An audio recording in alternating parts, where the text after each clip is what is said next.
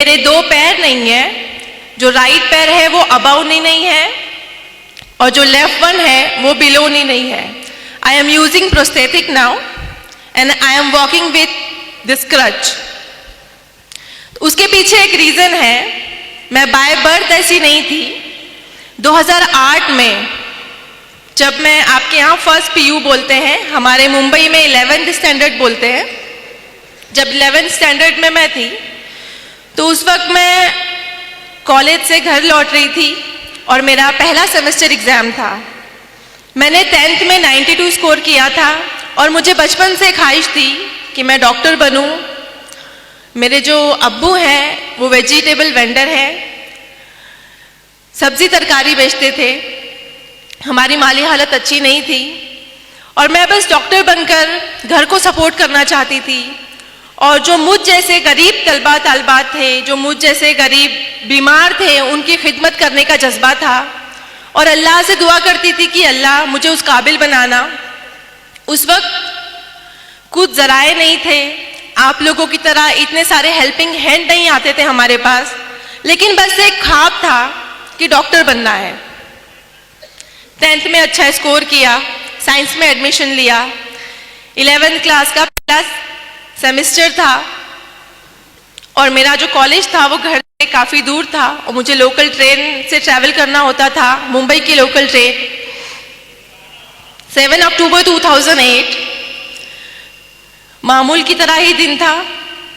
मैं जब पेपर देकर अपने कॉलेज से निकली, मैंने 12 डब्बों की ट्रेन पकड़ी बैंड्रा स्टेशन से। मैं ट्रेन के पहले डब्बे में सवार थी। ट्रेन 12 डब्बों की थी और मेरा जो डेस्टिनेशन स्टेशन था वो जोगेश्वरी था। जोगेश्वरी से पहले एक अंधेरी स्टेशन आता है जो बहुत ओवर क्राउडेड होता है। जब वो स्टेशन आया तो मैंने सोचा कि नेक्स्ट स्टेशन मेरा है, मुझे अपनी सीट से उठ के दरवाजे की तरफ आना चाहिए। ये एक लम्हा था। इस एक लम्हे में जब मैं अपनी सीट से उठी और दरवाजे की तरफ आई और दूसरे लम्हे में मैंने जब आंखें खोली तो वो 12 डब्बों की ट्रेन मेरी इतनी दूरी से, मेरे आंखों से बहुत तेजी से गुजर रही थी। एक लम्हे के लिए मैंने सोचा कि मैं कोई ख्वाब देख रही हूँ। मैं तो ट्रेन के डब्बे में थी, ट्रेन की पटरियों पे कैसे आ गई हूँ और ट्रेन इतनी तेजी से मेरे सर के ऊपर से कैसे गुजर रही है। बस एक वहम था कि अल्लाह करे ये ख्वाब हो, लेकिन मैं पहले डब्बे में सवार थी। वो 12 डब्बों की ट्रेन मेरे दोनों पहियों से कुचल के चली गई। किसी ने भी चेन नहीं खींची ट्रेन की और जब ट्रेन काफ़ी दूर जाकर रुकी और मैं जो ट्रेन से गिरी थी वो 2 स्टेशन के बीच में मैं गिरी थी चलती हुई ट्रेन से। किसी ने ट्रेन की चेन नहीं खींची और तब मुझे एहसास हुआ जब मैंने अपने राइट पैर को कटा हुआ देखा पटरियों पर, उससे बहुत हैवी ब्लीड हो रहा था and I was conscious there. मैंने अपने आज़ा को ब्लीड करते हुए देखा, एक लावारिस की तरह पटरियों पर पड़े होके मैंने यहाँ वहाँ नज़रें दौड़ाई कि एटलीस्ट कोई अल्लाह का बंदा आसपास हो जो मेरी हेल्प को आगे आए। 2 स्टेशंस के बीच में थी तो लोगों को आने में टाइम लगा और उस वक्त हमारे पास सेलफोन नहीं होते थे। अभी तो माशाल्लाह हर स्टूडेंट के पास सेलफोन होते हैं। तो मेरे पास फ़ोन डायरी थी। जब लोग आए मेरे पास, इकट्ठा हुए 15-20 लोग, तो मैंने हर एक से रो रो कर, गिड़गिड़ा कर उस हालत में मदद मांगी कि कोई अल्लाह का बंदा एटलीस्ट मेरे घर पे फ़ोन कर कर ये बता दे कि मैं इस हालत में यहाँ पर हूँ। क्योंकि बस मेरे जहन में उस वक्त एक बात चल रही थी कि मुझे लावारिसों की तरह यहाँ पर नहीं मरना, मुझे बस घर वाले मेरे साथ होने चाहिए जब मैं इंतकाल करूँ, या उन्हें एटलीस्ट ये पता होना चाहिए कि मैं यहाँ पर इस हालत में हूँ। लेकिन अल्लाह की आजमाइश थी कि उस 15-20 लोगों में से किसी ने भी मेरी हेल्प नहीं की। मुझे छूना तो दूर की बात, उन्होंने मेरे फ़ोन डायरी से नंबर तक कॉपी करके फ़ोन लगाने की जहमत नहीं की, क्योंकि उन्हें डर था पुलिस इंटरोगेशन का, उनसे सवालात किए जाएंगे एटसेट्रा, बहुत सारी चीज़ें थी। तो उन्हें वो भी मजबूर थे और तकरीबन 15-20 मिनट बाद मैं उसी हालत में वहाँ पड़ी रही, रोते हुए, गिड़गिड़ाते हुए। उसके बाद मुझे रेलवे की हेल्प मिलती है और मुझे गवर्नमेंट हॉस्पिटल लेकर जाते हैं। यहाँ भी अल्लाह की आजमाइश थी मेरे साथ कि जिस गवर्नमेंट हॉस्पिटल में मुझे लेकर जाया गया वहाँ पे ऑपरेशन स्ट्राइक था। मेरा जो एक्सीडेंट था वो तकरीबन 10-11 बजे हुआ और मैं शाम के 6 बजे तक उसी हालत में हॉस्पिटल के कॉरिडोर में पड़ी रही, क्योंकि उनका ऑपरेशन स्ट्राइक था। मुझे कोई भी सहूलत मुहैया नहीं की गई, बस सुपरफिशियल ड्रेसिंग करके मुझे ट्रॉली पर वहीं छोड़ दिया गया। जब मेरे घर वालों को इतला दी गई, जब उन्हें पता चला, वो भागते हुए आए और मुझे प्राइवेट हॉस्पिटल शिफ्ट किया। प्राइवेट हॉस्पिटल में शिफ्ट होने के बाद मैं तकरीबन 2.5 महीने एडमिट रही। मेरा इलाज हुआ। मेरे जो डॉक्टर रहे, सर्जन, उन्होंने मोटिवेट किया मुझे। जब एक्सीडेंट हुआ मैं 16 साल की थी और एक लम्हे में दोनों पैर मुझसे छिन गए थे। जो राइट है वो above knee and left is below knee. उस वक्त मैं बहुत टूट गई थी। मेरा जो दिमाग था बहुत बुरी तरह से जख्मी हो गया था जिस्म के साथ में, और जो लोग इयादत को आते थे वो उनके ज़बान पर यही बातें होती थी सेल्फ पिटेनेस की, कि 16 साल की बच्ची है, गरीब माँ बाप की औलाद है, जिंदगी भर माँ बाप के ऊपर बोझ बन के रहेगी, 2 पैर नहीं है, माजूर है, अपाहिज है, इसका कोई फ्यूचर नहीं है, इसको जिंदा क्यों रखा है।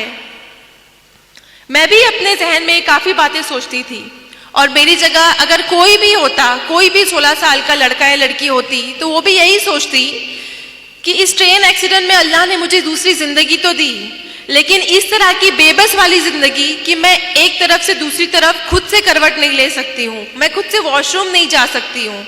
मुझे मेरी अम्मी गोद में उठाकर यहाँ से वहाँ वॉशरूम लेके जाती थी। तो पूरी तरह से मैं अम्मी के ऊपर, घर वालों के ऊपर डिपेंड हो गई थी, और वो डिपेंडेंसी की लाइफ मैं नहीं चाहती अल्लाह किसी को दे। लेकिन उन हालात में और लोगों के जो जुमले होते थे वो मुझे सोचने पर मजबूर कर देते थे कि सच में अल्लाह तूने मुझे दूसरी जिंदगी क्यों दी। मुझसे 2 पैर छीन लिए लेकिन मुझे जिंदा रखा। उस क्यों का जवाब मैं बहुत शिकवे करती अल्लाह से कि अल्लाह ने मुझे जिंदा क्यों रखा। हर एक दिन दर्द से गुजरता मेरा। जब भी ड्रेसिंग होती हॉस्पिटल में मेरी चींघें गुजा करती थी, लेकिन मैं हमेशा शिकवा गुजार होती अल्लाह से कि अल्लाह ने मुझे दूसरी जिंदगी क्यों दी, तूने क्यों जिंदा रखा मुझे। उसका जवाब मेरी अम्मी ने कुछ अल्फाज कहे जो मैं आपको बताना चाहती हूँ। मेरी अम्मी ने मुझे बस ये कहा कि बेटा हम अशरफुल मखलूकात हैं, लेकिन हमें गैब का इल्म नहीं है। गैब का इल्म सिर्फ अल्लाह रब्बुल इज़्ज़त को है। आपके पास पूरा जिस्म है, आपके पास दिमाग है, आपके पास हाथ है, आपके पास आंखें हैं, आपसे सिर्फ छीना है तो क्या 2 मामूली पैर, सिर्फ 2 पैर लिए अल्लाह ने आपसे, और वो भी अल्लाह की चीज थी, तो उससे शिकवा कैसा। आपके पास दिमाग है, आपके पास आंखें हैं, हाथ हैं, आप पढ़ाई करो, अपना ख्वाब पूरा करो। तो इस मोटिवेशन में मेरी घर वालों ने बहुत सपोर्ट किया। मेरे स्कूल और कॉलेजेस के असातिज़ा ने, मेरे डॉक्टर ने मुझे मोटिवेट किया, और उन्होंने कहा कि आपके 2 पैर नहीं है तो क्या हुआ, आप चल नहीं सकती हैं तो क्या हुआ, आप डॉक्टर बन सकते हो, और इंशाअल्लाह आप एक दिन ऐसे चलोगे प्रोस्थेटिक लेग से कि सामने वाला देखकर आपको अंदाज़ा नहीं लगा पाएगा कि आपके पास 2 पैर नहीं है। उस वक्त मुझे लगता था कि ये सारी तसल्ली वाली बातें हैं, ऐसा कुछ नहीं होता। लेकिन मैंने हिम्मत नहीं हारी। मैंने सोचा कि जब अम्मी कह रही हैं, सारे घर वाले कह रहे हैं कि अल्लाह ने कुछ प्लान किया है मेरे लिए जो मुझे अभी दिखाई नहीं दे रहा, मुझे सिर्फ मुश्किलें नज़र आ रही हैं कि मेरे पास 2 पैर नहीं है, लेकिन उसके आगे का अज्र शायद मैं नहीं देख पा रही हूँ, जिसके लिए मुझे मेहनत करनी है। तो मैंने मेहनत स्टार्ट की, मैंने स्टडी की। जिस ईयर में मेरा एक्सीडेंट हुआ था, I was in 11th standard, मैंने वो ईयर स्किप नहीं किया। मैंने व्हील चेयर पे एग्ज़ाम दिया, मैंने 12th कंप्लीट किया, और अल्हम्दुलिल्लाह से मैंने फर्स्ट क्लास से 12th क्लियर किया। और फिर उसके बाद एडमिशन के लिए आपको पता है उस ज़माने में, अभी तो नीट है बट हमारे ज़माने में सीटी हुआ करता था। तो कॉमन एंट्रेंस टेस्ट में मैंने all over Maharashtra 3rd rank लिया पीएच कोटे में।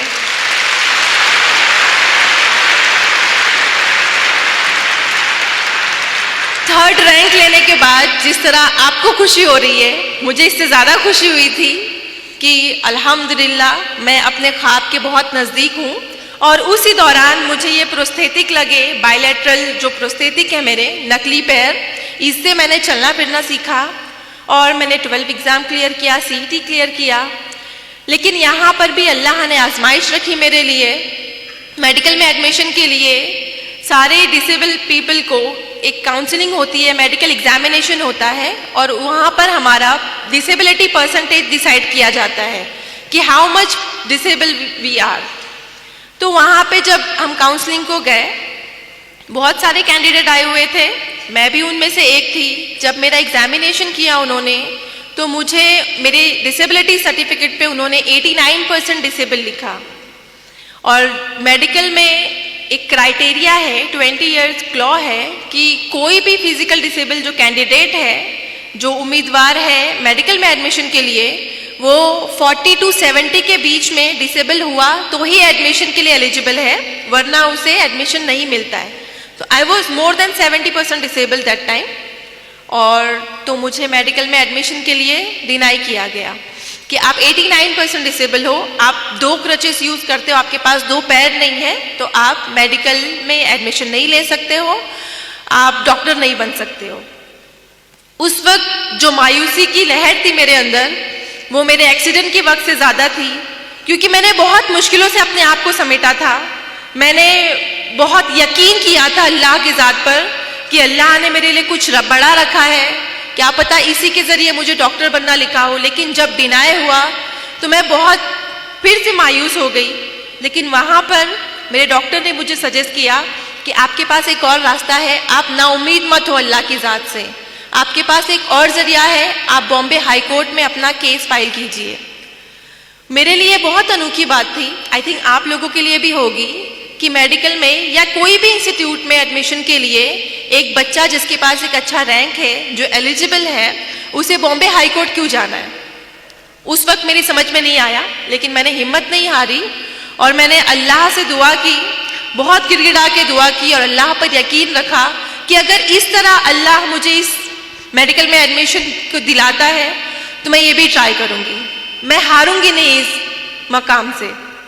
तो मैंने बॉम्बे हाई कोर्ट में मैंने 2011 में केस फाइल किया अगेंस्ट मेडिकल काउंसिल। वहाँ पे विदिन 2 मंथ मेरा सब कुछ ऑब्जर्व किया गया। वहाँ पे जो जज थे मोहित शाह सर, उन्होंने मुझे देखा और मेरे अंदर का पैशन देखा उन्होंने एक्चुअली। और उस वक्त मेरे हाथों में 2 क्रचेस थी, अभी तो मैं सिंगल यूज़ करती हूँ, बट 2 क्रचेस के साथ में मैं जब बॉम्बे हाई कोर्ट के अंदर दाखिल होती थी, उन्होंने मेरा एटीट्यूड देखा कि, और उस वक्त जब हियरिंग होती थी तो सारे फैसले मेरे अगेंस्ट होते थे कि मैं 89% डिसेबल हूँ, मेरे पास 2 पैर नहीं है, मेरे हाथों में 2 क्रचेस है, मैं कैसे पेशेंट को ट्रीट करूँगी, मैं कैसे एक जगह से दूसरी जगह जाऊँगी। तो सब कुछ मेरे अगेंस्ट था और मैं बहुत नाउमीद हो गई थी कि शायद मुझे यहाँ पे भी डिनाई मिलेगा। और मुंबई में ऐसा कोई केस नहीं था कि मोर देन 70% डिसेबल के बाद भी किसी को एडमिशन मिला हो। मेरा केस पहला केस था जो बॉम्बे हाई कोर्ट में गया।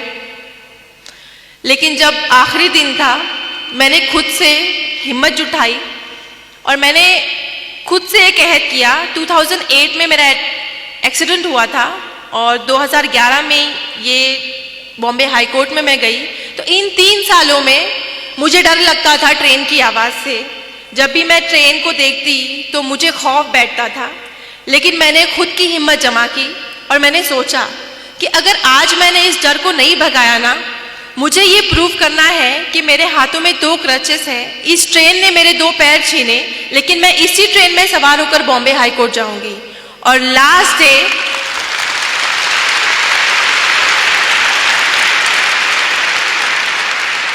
कोर्ट हियरिंग का फाइनल डे था, जब मेरे फेवर या अगेंस्ट में फैसला आने वाला था। मैंने ये रिस्क लिया, मैं अकेले मेरे जोगेश्वरी से CST ट्रेन में ट्रैवल करके गई और ये बात मेरे एडवोकेट ने जज साहब को बताई। वो बहुत इम्प्रेस हुए। और आप सबको पता है कि मुंबई की लोकल ट्रेन कितनी क्राउडेड होती है।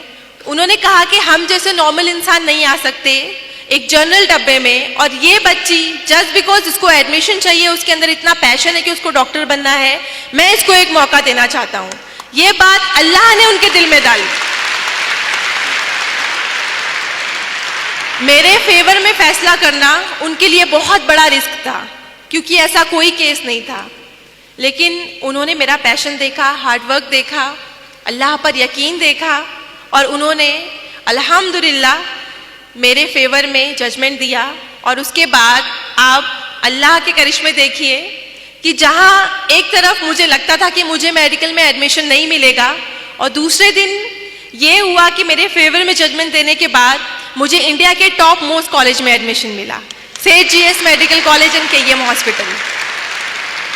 मैं बहुत ज़्यादा शुक्रगुजार हुई अल्लाह की, और मुझे यकीन हो गया और यकीन पुख्ता हो गया कि अल्लाह ने इतनी आजमाइशें लिखी तो है मेरी ज़िंदगी में, लेकिन मुझे नवाजा क्या, जो मेरी हैसियत भी नहीं थी।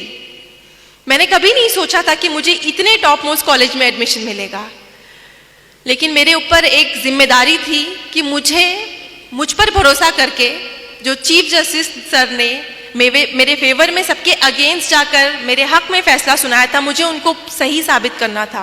और मुझे उन तमाम लोगों को गलत साबित करना था जो अयादत के दौरान आते थे और मुझ पे ताने कस के जाते थे कि ये ज़िंदगी भर माँ बाप के ऊपर बोझ बनकर रहेगी, इसकी लाइफ में कुछ भी प्रोग्रेस नहीं होगा, ये हमेशा बेड रिडन रहेगी।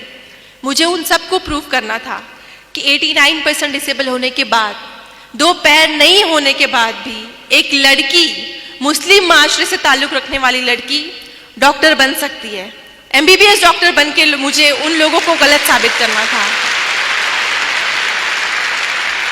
5.5 साल मैंने बहुत तकलीफ़ें उठाई। हमारे लेक्चर हॉल काफ़ी दूर होते थे। हर लेक्चर में मैं 10-15 मिनट लेट पहुंचती।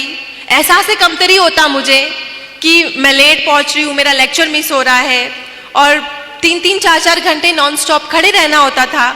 लेकिन मैंने इन सारी जो नेगेटिव बातें जहन में बनती कि मुझे दर्द हो रहा है, मुझे नहीं करना है, मुझसे नहीं होगा, इन सब को मैंने हटा के एक गोल फोकस किया। जैसा कि सर ने बताया कि अगर आपका गोल, आपने अपने गोल को फोकस किया है तो बाकी की जो नेगेटिविटी है वो आपको कभी भी रुकावट नहीं बनेगी। मैंने हमेशा एक गोल फोकस किया था कि मुझे MBBS करके लोगों को जवाब देना है, और मेरे जैसे जो जितने भी कैंडिडेट होंगे, जिनको भी डिनाई होता होगा या जो भी मायूस हो जाते होंगे, उनके लिए नई राह खोलनी है। मेरा एक मकसद था। तो मैंने 5.5 साल कड़ी मेहनत की, अल्लाह से दुआ की, और अल्लाह पर यकीन रखने का फल मिला। और 2016 में मैंने फर्स्ट क्लास से MBBS पास किया।